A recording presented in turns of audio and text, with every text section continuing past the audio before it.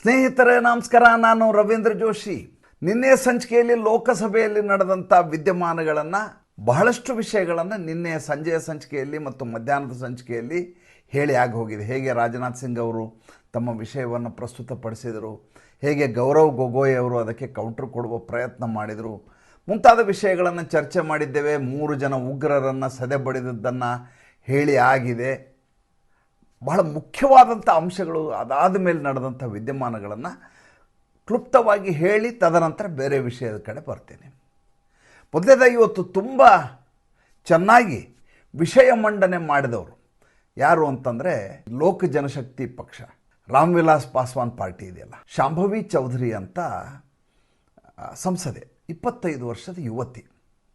ಎಷ್ಟು ಅದ್ಭುತವಾಗಿ ತಮ್ಮ ವಿಷಯವನ್ನು ಮಂಡನೆ ಮಾಡಿದರು ಸಂಸತ್ತಿನಲ್ಲಿ ಅಂದರೆ ಕೇಳೋರಿಗೆ ಖುಷಿ ಆಗ್ಬೇಕು. ನೀವು ಸುಮ್ಮನೆ ಶಾಂಭವಿ ಚೌಧರಿ ಲೋಕಸಭಾ ಅಂತ ಸೆಷನ್ ಅಂತ ಹೊಡೆದ್ರೆ ನಿಮ್ಗೆ ಅದರ ಮಾಹಿತಿ ಸಿಗುತ್ತೆ ಮಾತಾಡಿದ್ದು.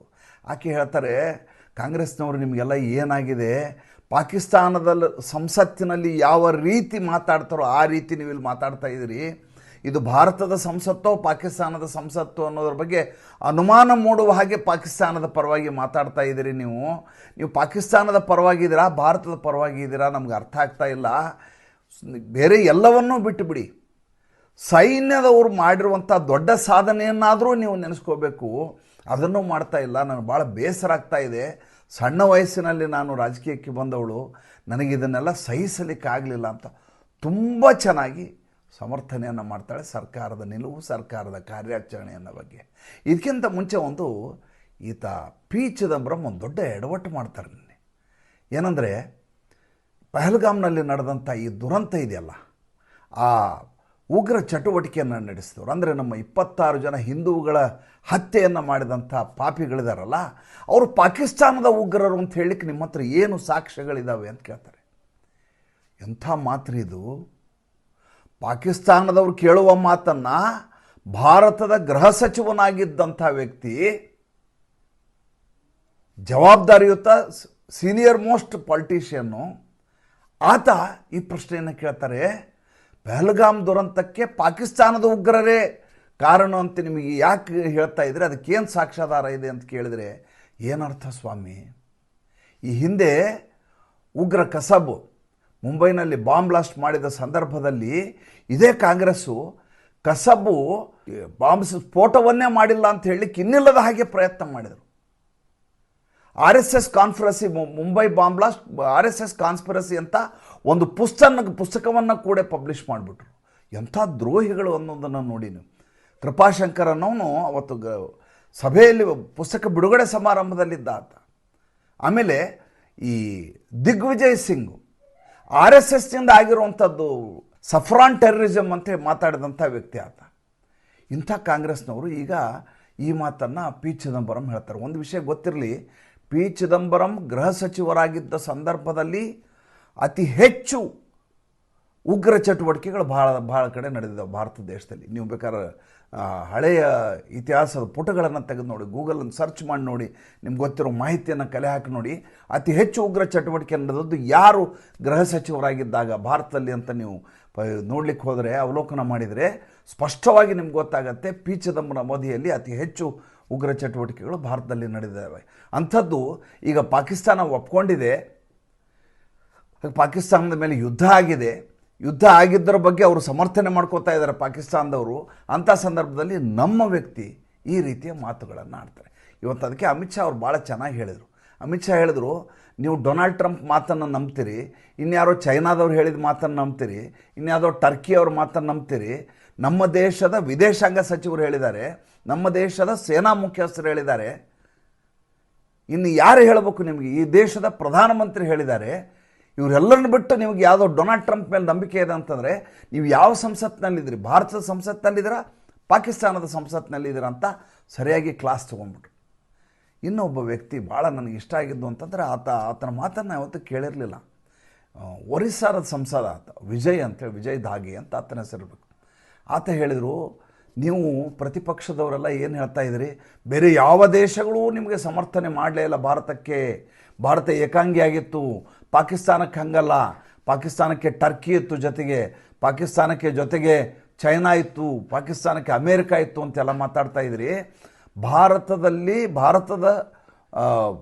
ಈ ಉಗ್ರ ಚಟುವಟಿಕೆ ಆದಾಗ ಜಗತ್ತಿನ ಎಲ್ಲ ರಾಷ್ಟ್ರಗಳು ಖಂಡನೆ ಮಾಡಿದವು.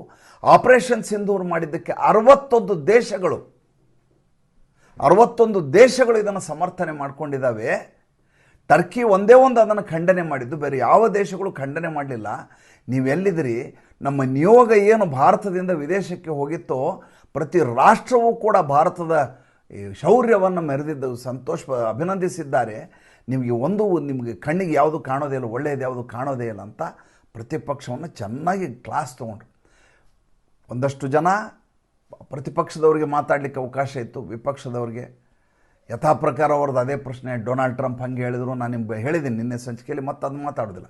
ಆದರೆ ಈ ಬಾರಿ ಆಡಳಿತ ಪಕ್ಷದ ಪರವಾಗಿ ಯಾವ NDA ಕೂಟದ ಇತರ ಪಕ್ಷಗಳಿದ್ವಲ್ಲ ಅವರ ಸಮರ್ಥನೆ, ನಾನು ನಿಜಕ್ಕೂ ಹೇಳ್ತೇನೆ, ಭಾರತೀಯ ಜನತಾ ಪಾರ್ಟಿಗಿಂತ ಅದ್ಭುತವಾಗಿ ವಿಷಯವನ್ನು ಮಂಡನೆ ಮಾಡಿದವರು ಯಾರಾದರೂ ಇದ್ದರೆ ಉಳಿದ ಪಕ್ಷಗಳು. ಎಷ್ಟು ಚೆನ್ನಾಗಿ ಈ ವಿಷಯವನ್ನು ಗ್ರಹಿಸಿದ್ದಾರೆ ಮತ್ತು ಅದನ್ನು ಮಂಡಿಸಿದ್ದಾರೆ, ಎರಡೂ ಕೂಡ ಅಷ್ಟು ಅದ್ಭುತವಾಗಿತ್ತು. ಇವತ್ತು ಭಾಳ ಸಿಕ್ಕಾಕ್ಕೊಂಡ ವ್ಯಕ್ತಿ ಅಂತಂದರೆ ಅಖಿಲೇಶ್ ಯಾದವ್. ನಿಮ್ಗೆ ಗೊತ್ತಿರಬೇಕು, ನಾನು ಕಳೆದ ವಾರ ನಡೆದಂಥ ಒಂದು ವಿದ್ಯಮಾನವನ್ನು ಹೇಳಿದ್ದೆ. ಈ ಅಖಿಲೇಶ್ ಯಾದವ್ ಸಂಸತ್ತಿನಲ್ಲಿ ಕೂತ್ಕೊಂಡು ಕಲಾಪ ಮಾಡೋ ಬದಲು ಮಸೀದಿ ಒಳಗೆ ಕೂತ್ಕೊಂಡು ಸಮಾಜವಾದಿ ಪಾರ್ಟಿಯ ಒಂದು ಮೀಟಿಂಗ್ ಮಾಡಿದರು. ಅದ್ರ ಬಗ್ಗೆ ಫೋಟೋಗಳನ್ನು ಹಾಕಿದ್ವಿ ನಾವು, ಅದರ ಸಮಗ್ರ ಮಾಹಿತಿಯನ್ನು ಕೊಟ್ಟಿದ್ವಿ. ಇದು ಭಾಳ ದೊಡ್ಡ ಮಟ್ಟದಲ್ಲಿ ವೈರಲ್ ಆಯಿತು. ಆತನನ್ನು ತೀಕ್ಷ್ಣವಾಗಿ ಎಲ್ಲರೂ ಟೀಕಿಸ್ಲಿಕ್ಕೆ ಶುರು ಮಾಡಿದರು. ರಾಜಕೀಯ ಪಕ್ಷಗಳು ರಾಜಕೀಯ ಕಚೇರಿಯಲ್ಲಿ ಸಭೆ ಮಾಡಬೇಕೇ ವಿನಃ ಮಸೀದಿಯಲ್ಲಿ ಹೋಗಿ ರಾಜಕಾರಣ ಮಾಡುವಂಥ ಪರಿಸ್ಥಿತಿಗೆ ಅವ್ರು ಬರಬಾರ್ದು ಅಂಥೇಳಿ ಇನ್ನಿಲ್ಲದ ಹಾಗೆ ಸರಿಯಾಗಿ ಆತನನ್ನು ಟೀಕಿಸಿದರು. ಅಲ್ಲಿ ಒಂದು ಘಟನೆ ನಡೆದಿತ್ತು, ಅವತ್ತು ನಿಮಗೆ ನೆನಪಿದೆಯಲ್ಲೋ ಗೊತ್ತಿಲ್ಲ. ಈ ಸಭೆಗೆ, ಮಸೀದಿಯಲ್ಲಿ ನಡೆದ ಸಭೆಗೆ ಡಿಂಪಲ್ ಯಾದವ್ ಕೂಡ ಹೋಗಿದ್ದರು. ಡಿಂಪಲ್ ಯಾದವ್ ಅವರು ಕೂತಿದ್ದರ ಬಗ್ಗೆ ಭಾಳಷ್ಟು ಮುಸಲ್ಮಾನ ನಾಯಕರು ಇನ್ನಿಲ್ಲದ ಆಕ್ಷೇಪವನ್ನು ವ್ಯಕ್ತಪಡಿಸಿದರು. ಏನಂತ? ಡಿಂಪಲ್ ಯಾದವ್ಗೆ ನಮ್ಮ ಧರ್ಮದ ಬಗ್ಗೆ ಗೌರವ ಇಲ್ಲ, ಡಿಂಪಲ್ ಯಾದವ್ ತಲೆ ಮೇಲೆ ಸೆರಗನ್ನು ಕೂಡ ಹಾಕ್ಕೊಂಡಿಲ್ಲ, ತೆರೆದ ಬೆನ್ನಿನಲ್ಲಿ ಕೂತಿದ್ದಾರೆ. ಪಾಪಕ್ಕೆ ಬ್ಲೌಸ್ ಹಾಕ್ಕೊಂಡಿದ್ದಾರೆ. ಆ ಫೋಟೋ ತೋರಿಸ್ತೇನೆ ನಿಮಗೆ. ಹೆಣ್ಮಕ್ಳ ಬಗ್ಗೆ ನಾವು ಅವಾಚ್ಯವಾಗಿ ಅಶ್ಲೀಲವಾಗೆಲ್ಲ ಮಾತಾಡಬಾರ್ದು. ಆದರೆ ಮುಸಲ್ಮಾನರಿಗೆ ಮೈ ತುಂಬ ಕರಿ ಬಟ್ಟೆ ಹಾಕ್ಕೊಳ್ಳದೆ ಇದ್ದರೆ ಅದು ಆ ನಗ್ನತೆ ರೀತಿಯಲ್ಲೇ ಕಾಣಿಸ್ತದೆ ಅವ್ರಿಗೆ, ಅರನಗ್ನರಾಗಿಯೇ ಕಾಣಿಸ್ತಾರೆ ಅವ್ರಿಗೆ. ನೋಡುವ ಕಣ್ಣಿನ ಮೇಲೆ ಯಾವಾಗಲೂ ನಿರ್ಭರಗೊಂಡಂಥ ವಿಚಾರ ಅದು. ಈ ವಿಷಯವಾಗಿ ಭಾಳ ದೊಡ್ಡ ಮಟ್ಟದಲ್ಲಿ ವಿವಾದ ಆಯಿತು. ವಿವಾದ ಆದಮೇಲೆ ಅಖಿಲೇಶ್ ಯಾದವ್ ಸ್ಪಷ್ಟನೆ ಕೊಡಲಿಕ್ಕೆ ಪ್ರಯತ್ನ ಮಾಡಿದರು. ಅಖಿಲೇಶ್ ಯಾದವ್ ಹೇಳಿದರು, ನಾವು ಧರ್ಮವನ್ನು ಬೆಸೆಯುವ ಕೆಲಸ ಮಾಡ್ತೀವಿ ಅಂತೆಲ್ಲ ಮಾತಾಡಿದರು. ಡಿಂಪಲ್ ಯಾದವ್ ವಿಷಯ ಬಂದಾಗ ಆತ ಒಂದೇ ಒಂದು ಶಬ್ದವನ್ನು ಕೂಡ ಮಾತಾಡಲಿಲ್ಲ. ಈಗ ಅದು ಯಾವ ಮಟ್ಟಿಗೆ ತಿರುಗಿದೆ ಅಂದರೆ, ಲಕ್ನೋನಲ್ಲಿ ಇದ್ರ ಬಗ್ಗೆ ಒಂದು ಕಂಪ್ಲೇಂಟನ್ನು ಮಾಡಲಾಗಿದೆ. ಇಸ್ಲಾಂ ಧರ್ಮದ ರೀತಿ ರಿವಾಜುಗಳ ಪ್ರಕಾರ ಈಕೆ ಮಸೀದಿಯನ್ನು ಪ್ರವೇಶಿಸಿಲ್ಲ, ಇವ್ರ ಮೇಲೆ ಕಾನೂನು ರೀತಿಯ ಕ್ರಮ ಕೈಗೊಳ್ಳಬೇಕು, ಧಾರ್ಮಿಕ ವಿರೋಧಿ ಚಟುವಟಿಕೆಯನ್ನು ನಡೆಸಿದ್ದಾರೆ ಇವರು ಅಂತೆಲ್ಲ ಕಂಪ್ಲೇಂಟ್ ಮಾಡಿದ್ದಾರೆ. ಅದಕ್ಕೆ ಈ ಶಾಂಭವಿ ಚೌಧರಿ ತುಂಬ ಚೆನ್ನಾಗಿ ಹೇಳಿದ್ದಾರೆ. ಯಾರು, ನಾನೇನು ಹೇಳಿದ್ನಲ್ಲ, ಬಿಹಾರದ LJPಯ ಸಂಸದೆ ಇದ್ದಾರೆ ಅಂತ ಹೇಳಿದ್ನಲ್ಲ, ಅತಿ ಚಿಕ್ಕ ವಯಸ್ಸಿನ MP ಅಂತ ಹೇಳಿದ್ನಲ್ಲ, 25 ವರ್ಷದವರು ಅಂತ. ಆಕೆ ಚೆನ್ನಾಗಿ ಹೇಳಿದ್ದಾರೆ, ತನ್ನ ಹೆಂಡತಿಗೆ ಜನ ಅಪಮಾನ ಮಾಡುವುದನ್ನು ಕೂಡ ಈ ಮನುಷ್ಯ ಮುಸಲ್ಮಾನರ ಓಟಿಗಾಗಿ ಸಹಿಸ್ಕೋತಾರೆ ಅಂದರೆ ಇಂಥ ಕೀಳು ರಾಜಕೀಯವನ್ನು ಯಾರೂ ಮಾಡಬಾರ್ದು. ತನ್ನ ಪತ್ನಿಯನ್ನು ರಕ್ಷಿಸಲಿಕ್ಕೆ ಆಗಲಾರ್ದಂಥ ಗಂಡ ಎಂಥ ಗಂಡ ಅಂತ ಹೇಳಿದ್ದಾರೆ. ಹಾಗೆ ನೋಡಿದರೆ ಅಖಿಲೇಶ್ ಯಾದವ್ ಸರಿಯಾಗಿ ತರಾಟೆಗೆ ತೆಗೆದುಕೊಳ್ಳಬೇಕಾಗಿತ್ತು. ನನ್ನ ಪತ್ನಿ ಸೀರೆಯನ್ನು ಉಟ್ಕೊಂಡು ಗೌರವಯುತವಾಗಿ ಬಂದಿದ್ದಾರೆ, ಅವರು ಮುಸಲ್ಮಾನ ಬುರ್ಖಾ ಹಾಕ್ಕೊಂಡು ಬರಲಿಕ್ಕೆ ಆಗೋದಿಲ್ಲ, ಅವರನ್ನು ಯಾವ ರೀತಿ ಕರ್ಕೊಂಬರ್ಬೇಕು ಆ ರೀತಿ ಕರ್ಕೊಂಬಂದಿದ್ದೀನಿ ನಾನು, ಇದ್ರ ಬಗ್ಗೆ ನೀವು ಆಕ್ಷೇಪವನ್ನು ಎತ್ತಕೂಡದು ಅನ್ನುವಂಥ ಒಂದು ಮಾತನ್ನು ಹೇಳಬೇಕಾಯ್ತು. ಆ ಮಾತು ಹೇಳಿದ್ರೆ ಮುಸಲ್ಮಾನರಿಗೆ ಎಲ್ಲಿ ಬೇಜಾರಾಗಿಬಿಡುತ್ತೋ ಅನ್ನುವಂಥ ಕಾರಣಕ್ಕೋಸ್ಕರ ಈತ ಮುಸಲ್ಮಾನರ ಓಲೈಕೆಗಾಗಿ ತನ್ನ ಹೆಂಡತಿಗೆ ಬಾಯಿಗೆ ಬಂದ ಹಾಗೆ ಎಲ್ಲ ಕಡೆ ಟ್ವೀಟ್ ಮಾಡಿ, ಎಲ್ಲ ಕಡೆ ಸೋಷಿಯಲ್ ಮೀಡಿಯಾದಲ್ಲಿ ಅವಾಚ್ಯವಾಗಿ ಅಶ್ಲೀಲವಾಗಿ ಅವಳ ಬಗ್ಗೆ ಮುಸಲ್ಮಾನರು ಮಾತಾಡಿದರೂ ಕೂಡ ಚಕಾರ ಶಬ್ದ ಎತ್ತಿಲ್ಲ. ಈ ರೀತಿಯ ರಾಜಕಾರಣವನ್ನು ನಾನು ನೋಡೇನೆ. ಈ ಹಿಂದೆ ರಿಚಾ ಶರ್ಮಾ ಅಂತ ಅಲಹಾಬಾದ್ನಲ್ಲಿ ಒಬ್ಬರು ಸಮಾಜವಾದಿ ಪಾರ್ಟಿಯಿಂದ ಚುನಾವಣೆ ನಿಂತಿದ್ದರು. ಆವಾಗ ಡಿಂಪಲ್ ಯಾದವ್ ಇನ್ನೂ ರಾಜಕೀಯಕ್ಕೆ MP ಆಗಿರಲಿಲ್ಲ. ಆವಾಗ ಚುನಾವಣಾ ಪ್ರಚಾರಕ್ಕೆ ಡಿಂಪಲ್ ಯಾದವ್ ಕೂಡ ಬಂದಿದ್ದರು, ಅಖಿಲೇಶ್ ಯಾದವ್ ಇದ್ದರು. ಸ್ವತಃ ಸಮಾಜವಾದಿ ಪಾರ್ಟಿಯ ಕಾರ್ಯಕರ್ತರಿದಾರಲ್ಲ, ಎಷ್ಟು ಅಶ್ಲೀಲವಾಗಿ ಅಸಭ್ಯವಾಗಿ ಆಕೆಯ ಜೊತೆ ನಡ್ಕೊಂಡ್ರು ಅಂದರೆ ನಿಮ್ಗೆ ಹೇಳಲಿಕ್ಕೆ ಸಾಧ್ಯ ಇಲ್ಲ. ಆ ರೀತಿಯಾದಂಥ ನಡವಳಿಕೆ ಅವ್ರದ್ದೆಲ್ಲ ಇತ್ತು. ಅಖಿಲೇಶ್ ಯಾದವ್ ಅಲ್ಲಿ ಬಂದವರು ಯಾವ ಜಾತಿಯವರು ಯಾವ ಧರ್ಮದವರು ಅಂತ ನಿಮ್ಗೆ ಹೇಳಬೇಕಾಗಿಲ್ಲ. ಅಖಿಲೇಶ್ ಯಾದವ್ ತನ್ನ ಪತ್ನಿಯ ಮೇಲೆ ಅಷ್ಟೆಲ್ಲ ಮಾಡಿದ ಮೇಲೂ ಕೂಡ ಚಕಾರ ಶಬ್ದ ಮಾತಾಡಲಾರದೆ ಎಲ್ಲವನ್ನೂ ಸಹಿಸ್ಕೊಂಡಿದ್ದ. ಏಕೆಂದರೆ ರಾಜಕೀಯದಲ್ಲಿ ಎಲ್ಲಿ ಸೋಲು ಉಂಟಾಗಿಬಿಡುತ್ತೋ ಮುಸಲ್ಮಾನರು ಕೈ ಬಿಟ್ಟರೆ ಅನ್ನುವಂಥ ನಿಕೃಷ್ಟ ಸ್ಥಿತಿಗೆ ಆತ ಬಂದುಬಿಟ್ಟಿದ್ದಾರೆ. ಇವತ್ತು ಕೂಡ ಆತನ ಅಸ್ತಿತ್ವ ಎಲ್ಲಿಯೂ ನಮಗೆ ಲೋಕಸಭೆಯಲ್ಲಿ ಕಾಣಲೇ ಇಲ್ಲ. ರಾಹುಲ್ ಗಾಂಧಿ ಮಾತಾಡಲಿಕ್ಕೆ ಅವಕಾಶ ಕೊಡಲ್ಲ. ಬೆಳಗ್ಗೆ ಎದ್ರು ಅದು ಹೇಳ್ತಾರೆ, ಮೊನ್ನೆನೂ ಕೂಡ ಅದೇ ಹೇಳಿದ್ರು ಮಕರ ದ್ವಾರದಲ್ಲಿ, ಬಾತ್ ಕರ್ನೆ ಕೆ ಲಿಯೆ ಹಮೆं नहीं दे रहा है. ಇವತ್ತು ಮಾತಾಡಲಿಕ್ಕೆ 16 ತಾಸು ಟೈಮ್ ಕೊಟ್ಟಿದ್ದಾರೆ. ಒಂದೇ ಒಂದು ಶಬ್ದ ರಾಹುಲ್ ಗಾಂಧಿ ಬಾಯಿಂದ ಬರಲ್ಲ, ಒಂದೇ ಒಂದು ಶಬ್ದ ಪ್ರಿಯಾಂಕಾ ವಾಡ್ರಾ ಬಾಯಿಂದ ಬರಲಿಲ್ಲ. ಊರ ಬಗ್ಗೆ ಎಲ್ಲ ಮಾತಾಡ್ತಾರೆ ಇವರು. ತಮಗೆ ಅವಕಾಶ ಸಿಕ್ಕಾಗ ಮಾತಾಡಲಿಕ್ಕಾಗೋದಿಲ್ಲ. ಯಾಕೆ ಅಂದರೆ ಒಳಗಡೆ ಹುರುಳಿಲ್ಲ ಅನ್ನೋದು ಸ್ಪಷ್ಟವಾಗಿ ಗೊತ್ತಿದೆ. ಇನ್ನೊಂದು ವಿಷಯವನ್ನು ಹೇಳಿಬಿಡ್ತೀನಿ ಕೊನೆಯದಾಗಿ. ನಿನ್ನೆ ಸುಪ್ರೀಂ ಕೋರ್ಟ್ನಲ್ಲಿ ಯಥಾ ಪ್ರಕಾರ ಬಿಹಾರದ ಮತದಾರರ ಪಟ್ಟಿಯ ಪರಿಷ್ಕರಣೆಗೆ ಸಂಬಂಧಪಟ್ಟಾಗೆ ವಿಚಾರಣೆ ಮುಂದುವರಿತು. ನನಗೆ ಭಾಳ ಅಚ್ಚರಿಯಾಗಿದ್ದೆ ಅನ್ನೋದರೆ, ಕೂತಿರುವಂಥ ಪೀಠದಲ್ಲಿರುವಂಥ ಮಹಾನ್ ನ್ಯಾಯಾಧೀಶರೇನಿದ್ದಾರೆ, ಯಾಕೆ ನೀವು ವೋಟರ್ ಐ ಡಿಯನ್ನು ಒಪ್ಕೋತಾ ಇಲ್ಲ, ವೋಟ್ರ್ ಐ ಡಿ ಕಾರ್ಡನ್ನು ಒಪ್ಕೋತಾ ಇಲ್ಲ ಅಂತ ಕೇಳ್ತಾರೆ. ಸರ್ಕಾರವನ್ನು, ಚುನಾವಣಾ ಆಯೋಗವನ್ನು ಕೇಳ್ತಾರೆ. ಚುನಾವಣಾ ಆಯೋಗ ಹೇಳ್ತಾರೆ, ತುಂಬ ನಕಲಿ ವೋಟರ್ ಐ ಡಿಗಳಿದ್ದಾವೆ, ಅದಕ್ಕೋಸ್ಕರ ಅದನ್ನು ಒಪ್ಕೊಳಕ್ಕಾಗ್ತದೆ, ನಾವು ಫ್ರೆಶ್ ಆಗಿ ಮಾಡ್ತಾಯಿದ್ದೀವಿ, ಯಾರ್ಯಾರು ದಾಖಲಿದೆ ಅದರ ಪ್ರಕಾರ ಮಾಡ್ತಾಯಿದ್ದೀವಿ. ನೀವ್ಯಾಕೆ ಆಧಾರ್ ಕಾರ್ಡು ಒಪ್ಕೋತಾ ಇಲ್ಲ? ಆಧಾರ್ ಕಾರ್ಡು ಭಾಳಷ್ಟು 100 ಜನ ಇರೋಲ್ಲಿ 110 ಜನರ ಆಧಾರ್ ಕಾರ್ಡ್ಗಳಾಗಿದ್ದಾವೆ, ಎಲ್ಲ ಗೋಲ್ಮಾಲ್ಗಳನ್ನು ಮಾಡಿದ್ದಾರೆ, ಅದಕ್ಕೆ ನಾವು ತಗೋತಾ ಇಲ್ಲ. ಪೀಠ ಏನು ಹೇಳಿರ್ಬೋದು ಹೇಳಿ?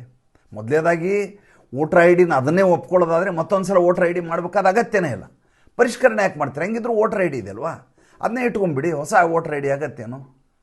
ಏನು ಹೇಳ್ತು ಗೊತ್ತಾ ಕೋರ್ಟು?